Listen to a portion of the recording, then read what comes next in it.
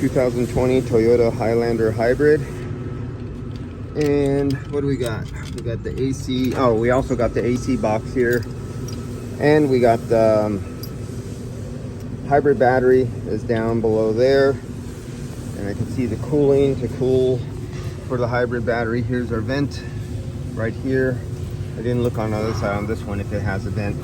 So many cars doing so many different things.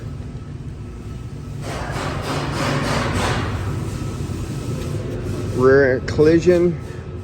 So when it's not bad enough, if they could do it, they're going to do a repair on this one. I don't think they're going to do a quarter panel. Well, he is marking out. Why is he marking out all this?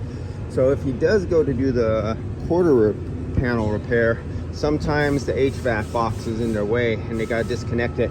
And I'll have to do the refrigerant recovery if they're going to take and weld all this off and put on a new panel or not.